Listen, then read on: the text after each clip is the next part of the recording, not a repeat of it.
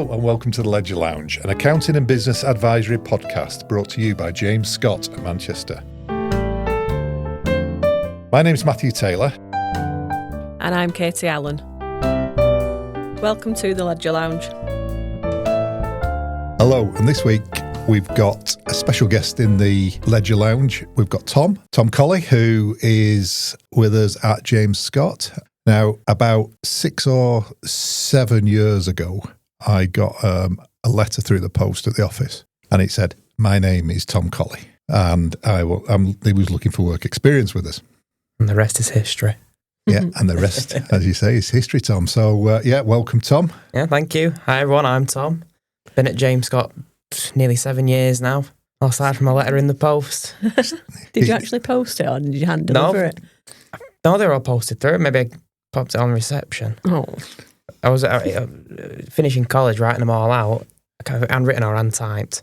It'd have been typed. I think it was typed. Yeah, you wouldn't have been able to read it if it were handwritten. I was just going to say your writing's awful. Yeah, you wouldn't have been able to read it. Yeah, my work experience, didn't I? And then I had them in my grasp then. Yeah, and then I think you then came back and asked to come back for another work experience a bit later. So you did that, and we couldn't put you off accountancy. Yeah, that's it. We've done it with a few people over the years. We've managed to turn them away from possessed it. about numbers. Yeah. God, 7 years ago, Tom. 7 years, that's it. I've never been a boy, answer. And then I suppose we fast forward to 2025, where we are today. And about 2 weeks ago, we get a message through on WhatsApp while you were away, I think. And you've passed your final ACCA exam. That's it, yeah. Which is brilliant news, and well done. Thank you. Final exam, bit of admin to do, but that's it. I've gone from nothing to chartered accountant. It's amazing, isn't it, when you think about 7 years, you've done it in quite a quick time, really. Yeah, from no experience, so I'll never even see any accountancy, nothing. Did you always know you wanted to be an accountant? Yeah, originally I wanted to be an actuary. Was the first one. I suppose kind of just, as you become more of a realist and look at what the jobs entail and things, you actually want to be an accountant's more reasonable. Yeah.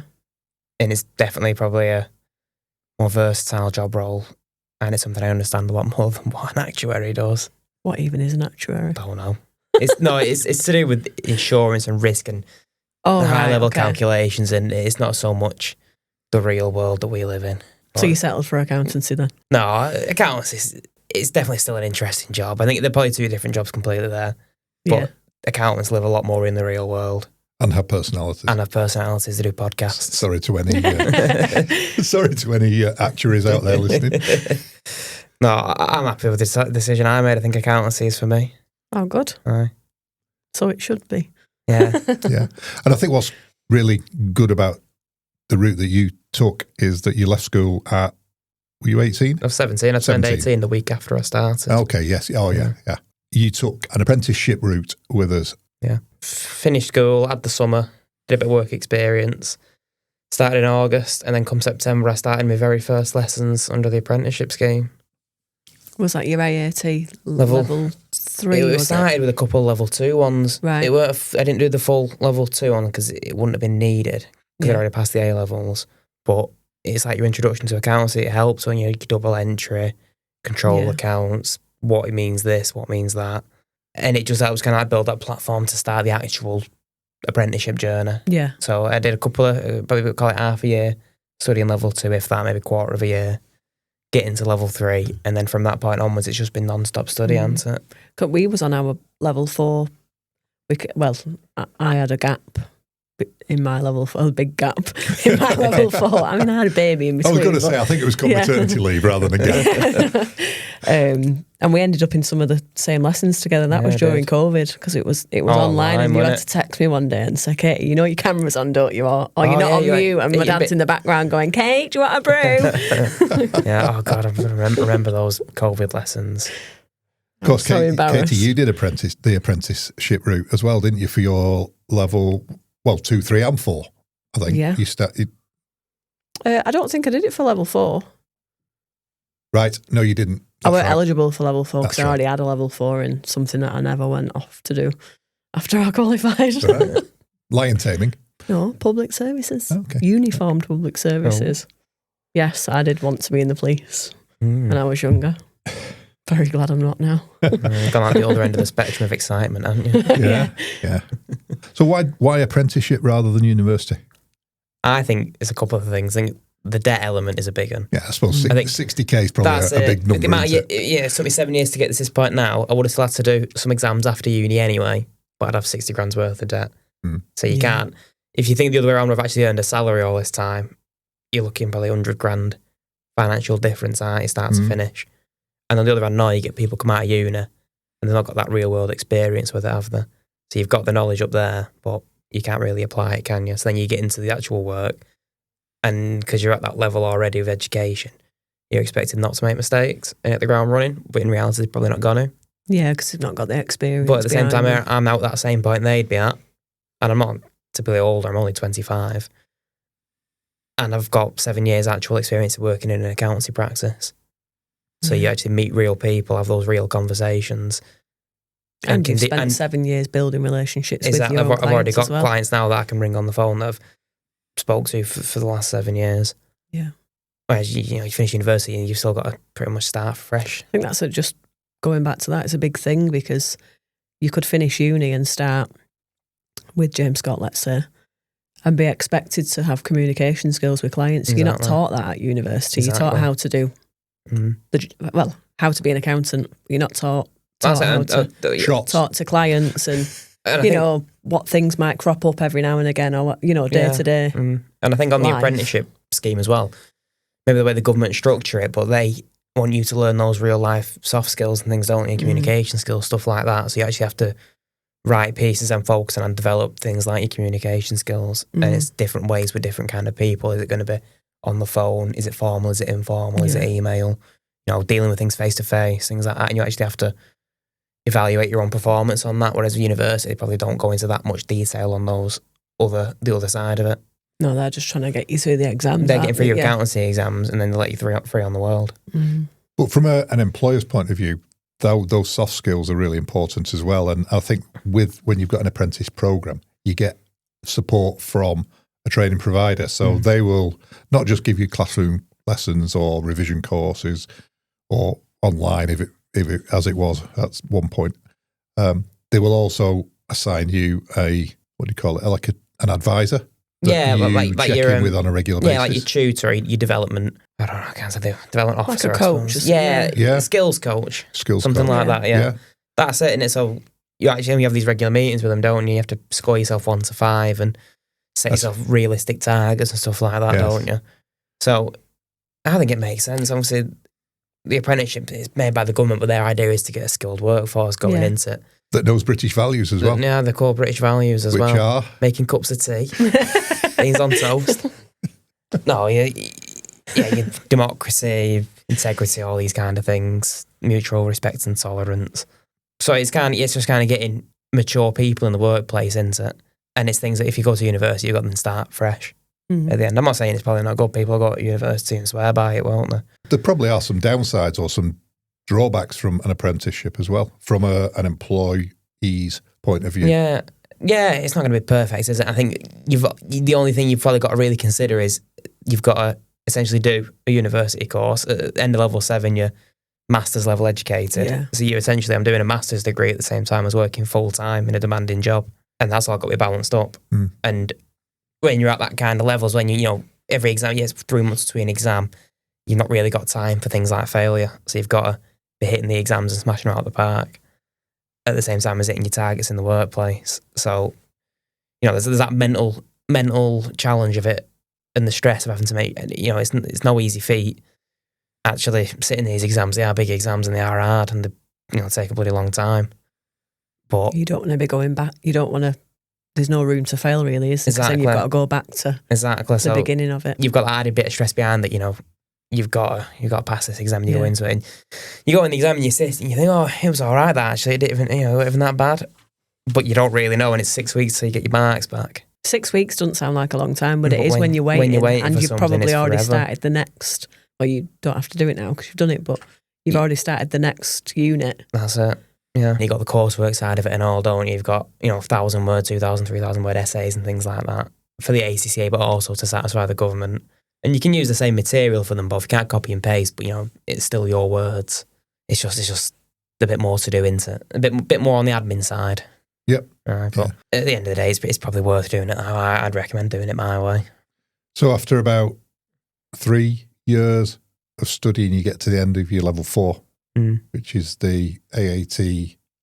That's your AAT technician then, isn't it? Your AAT qualified, so you get your first letters after your name at that point, don't you? And then you moved on to the ACCA, the Association of Chartered Certified Accountants. That's the one. Exam route. And did you get exemptions from some of the levels within that? Yeah, so the way the ACCA works, I think you can start it whenever you want to, but you'd have to do 3 extra exams to kind of like gauge where you're at. So it's like your basics on management accounting, basics on reporting and stuff like that. Before, obviously, you can be let loose on the rest of them and you don't want to be set up to fail, do you? But I suppose doing the AAT exams gives you that exemption for those first 3, allowing you to kind of just start at the applied skills level already. You know, you already have that basic knowledge. Let's build it up now then. And there's definitely a jump from AAT to ACCA if you think of it. That's level 4, that's level 7. There's 3 levels worth of content there, isn't there? You've jumped, if that's how it works. You've got that assumed knowledge. You're going to go into your first lessons and the tutor's going to be saying, you should already be knowing these things. So let's build on it. So you need to have that knowledge already there, don't you?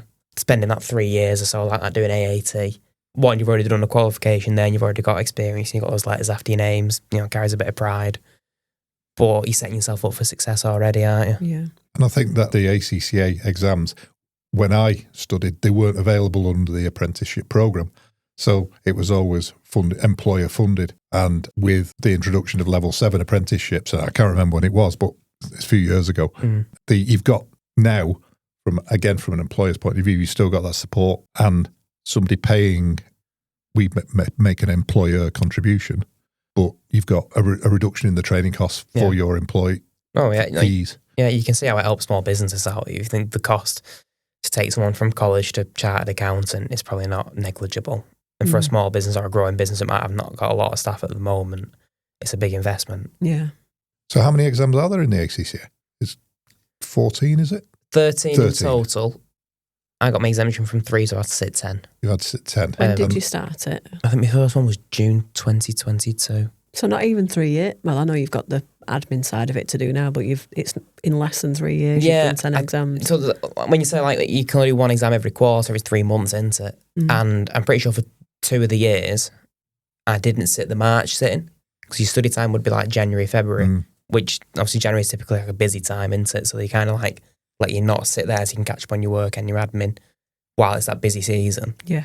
And then obviously you typically then after Jan until April when there's no tax returns that one doing, you can get back into college then. Yeah. And go like that. But so I've had essentially 6 months off doing exams because you miss those 2, but apart from that, it's pretty much one after another, isn't it?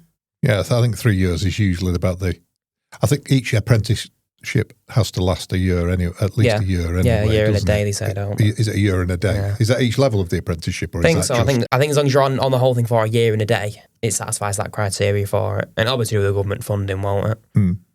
But I think obviously for how long they last anyway, it's more than enough anyway. That's never going to fail. Big year for you then this year, isn't it? ACCA qualified. ACCA qualified, new house. Well, homeowner. Aye, first time. What's going on? Fellow tip runner. You've been doing that a lot, haven't you? Ruining me car for tip runs. No, it's been a very... To be fair, I think your car was ruined before the tip. Well, no, now it's ruined and dirty. I think now it's the studying's finished. It's trying to think of what to do. Is there a bit of a relief next for you now as well that you've finished the studying and you've got a bit more time to yourself? It's like, you have the calm before the storm. This is like the weird calm after the storm. Yeah. You don't know what to do with yourself. You go from having to like finish your full day's worth of work, go home and then you're studying, aren't you? Yeah. And that's kind of like every night. What don't they say it's 40 hours a week or 30 hours a week you should be studying? I think they say between like 2 and 3 hours a day usually. Yeah. It's basically any free time you get, you've got to be in the books. It's a long day, that, isn't it, when you work? It is, especially after you've done a full day's work. Yeah. But it's worth it. I always remember getting home and having my tea and then being locked in the kitchen and go and study and come out at 9 o'clock. Yeah. Yours would have been a big book, wouldn't it? Like that Thank big you. then. Yes. Well, it wouldn't have been a computer, would it?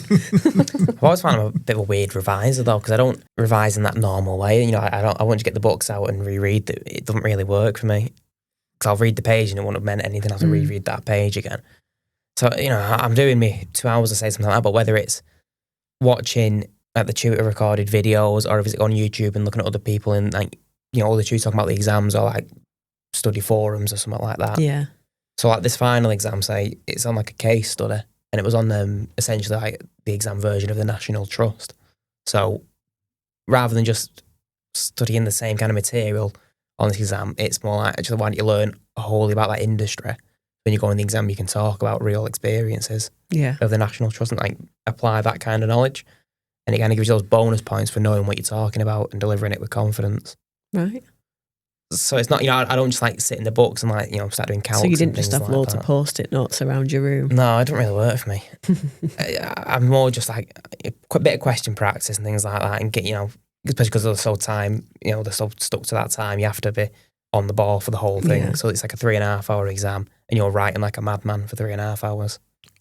I think you've got to be really disciplined in exams. Yeah. You've got to. You can't. And your technique and your approach of how you're going to do it. You can't afford to say, click that start button and then get a bit of a knock kind of thing. When you read the question, you can't take that. You can't really have that 5 minutes to pull yourself together. You've got to be on the ball from the first minute right to the end. With ACCA, like so it's 3.5 hours, is it your exams? Or The last they one, differ? some of the starter ones are a bit short, but it's usually things like 3 hours in exam, 3 hours 15, something So like if that. you, not that anybody probably does, but let's say somebody finished in 2 hours, are you allowed to do? No, Are they allowed to get up and go, or have they got to stay there? Just got to sit there, but you won't be finished in 2 hours. With AAT, when I used to set exams, let's say it was 2.5 hours, I'd see people leaving after like an hour and a half, and then I'd be thinking, why am I only on task 7? I've got 3 more left. They're done. Well, how are they done? And then I used to find myself concentrating on why people was leaving rather than looking at the question. I'd be like, oh. I thought that took me on. I was always one of those early finishers. It was distracting on level 4. But people up and down. I've known a couple of ACCA exams now that I've done where I've literally been on the seconds. With no time to go back through it. No, that's my spell checking time. And right. I didn't realise until right towards the end that they're not actually that bothered about spelling. As long as you can understand what you've written, they're not that bothered. So I was like, I'm wasting all this time, mate. I'm spell checking. It didn't even, because there's no spell check. It's all done by yourself. No red lines, right? You have to read through it yourself and rewrite it and things like that. And if it's a word you can't spell, you've got to come pick a synonym. I suppose if you're down to the last seconds, that's where the exam discipline comes in. And it's like knowing that when I was doing exams, it was 1.8 minutes per mark. Yeah, probably about the same. And so if you had a 20-mark question, you'd spend 36 minutes on it and stop at 36 minutes. Yeah. Because, and if you've got time, then come back to it. Yeah, you're going to have earned most of the marks you're going to earn anyway. In that 36 minutes. With some of the exams, so there's no negative marking for them. So if you just kind of like throw it all at the wall and see what sticks, you won't get any negative marks for putting a wrong idea in after the right one kind of thing. But obviously, there's also a limit. If say it's a 16-mark question, it's going to be probably 2 marks per point. So you can get your 8 points in. If you put like 13, 14 points and you're not getting more than 16, you won't get any only going to more get marks 16. like that. So it's kind of like not taking the time out of the other questions to try and really do well on one if you've already already done it.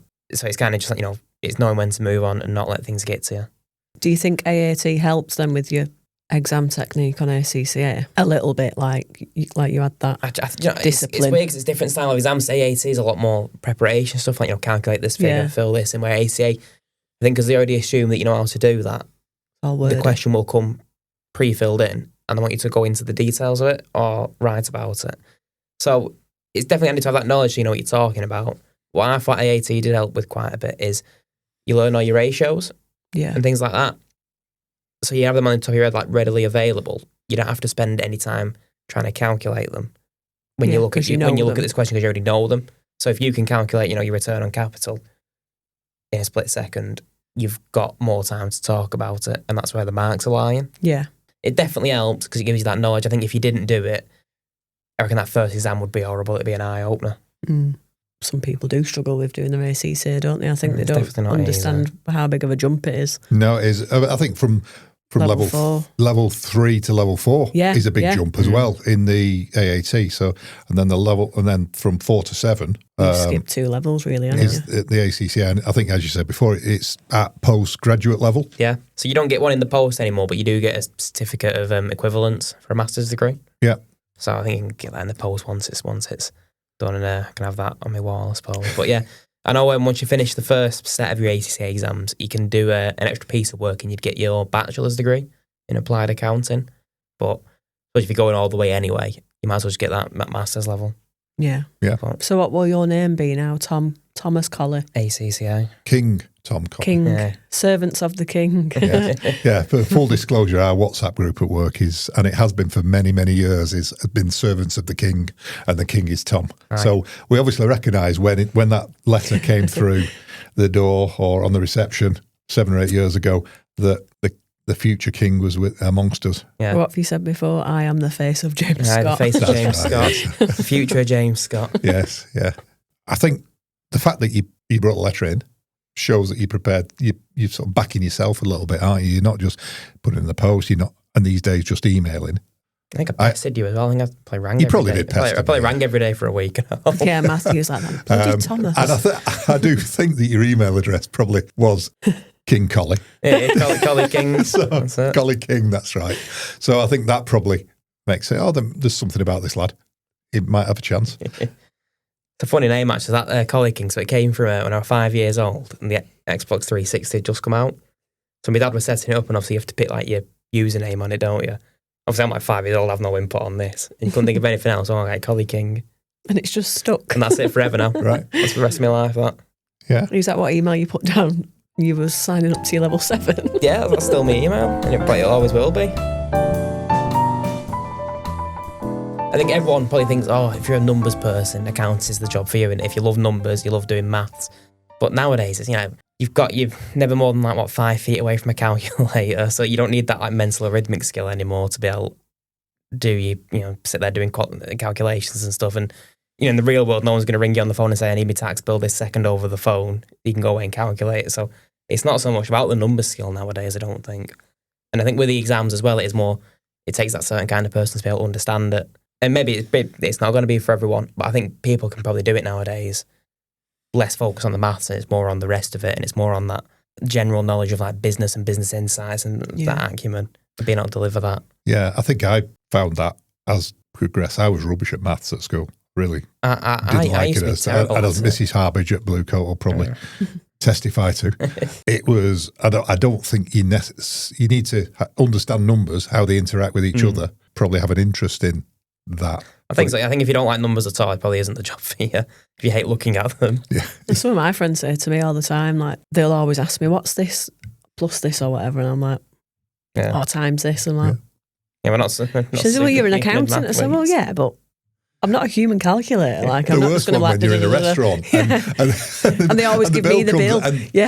Well, I'm all right if there's 10 people, but trying to divvy it up. What's that between 6 of us? I'm like, get your calculator out. I get a spreadsheet up on my phone and start doing it like that. You have your whole life budgeted on this. My whole life lives on spreadsheets. You love a spreadsheet. I think what you do need to learn, or what you do need to be able to do in life to be able to succeed in it, is writing and communication. I think. Especially when you're approaching sometimes you're delicate or sensitive subjects.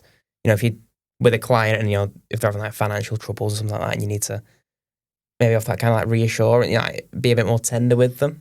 Yeah. Whereas someone who probably hasn't got they're a bit more abrupt or something like that in the communication, it's not going to work. Is you can have all the numbers, you can tell someone the tax bill, the number, but if it's in the wrong way, it's not going to. Yeah, not going to fill them with confidence. Yeah, a bit of people skills, and I think same if you're going to be sending, a lot of the job is sending emails out, isn't it? Mm-hmm. Whether you're you're definitely sending a few a day without fail. So, you need to be good at, be able to write things, get them in the right way, deliver that across. I always send you a few emails mistakenly, don't I? Because it's supposed to go to another Tom, a client. Well, not even that, Dexed. It's going to, and then Tom's like, you've sent me these invoices again, and I'm like, that's why they're not indexed.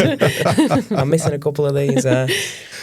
I think if you had to give advice for someone who wanted to go into accountancy and they didn't know anything at the moment, it's probably still definitely first to shop around and what do you think suits you as a person, or is it university, is it an apprenticeship? And I suppose that age as well, you're not going to really know, are you? But I suppose you've already got to have a job in place.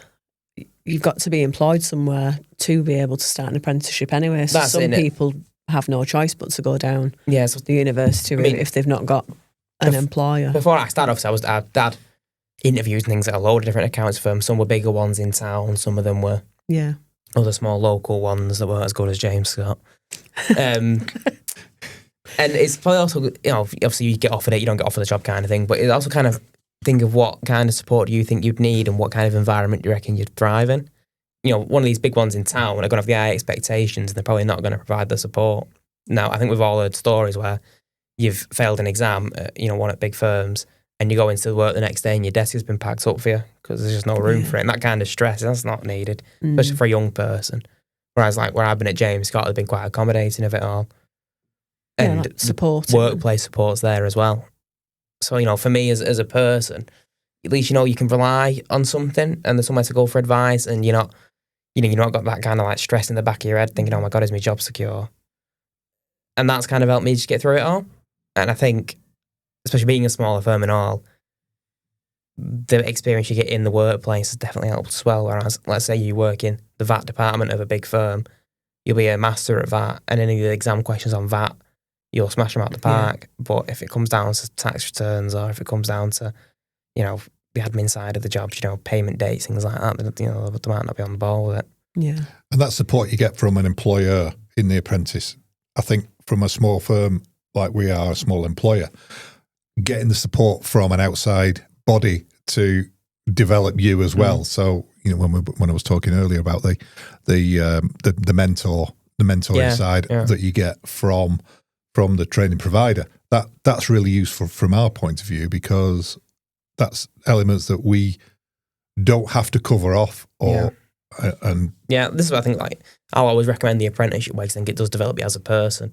And I'm guessing, I'm sure universities will have something similar and put, some kind of careers counsellor, some kind of career guidance sort of thing. But, maybe they are a bit left, sink or swim, kind of fend for yourself. Yeah, you've done the exams. They probably have them there for you as an individual to use them. Like they probably don't book appointments in with you and stuff. No, it's up to you as an individual. And you probably don't know what you need until you need it. Yeah. But at least, when it's kind of part of your schedule as an apprentice anyway. And maybe you take it for granted at the time, but if you look 7 years ago and look now, you probably can see the value in it. Yeah. Perfect. So it's brilliant. Well done, Tom. That's brilliant advice, Tom. Thanks. Thank you. And, thanks for having me. Thanks for sharing your progress through the profession, and great to see how the structured training and the real world experience have gone hand in hand to get you to where you are. Yeah.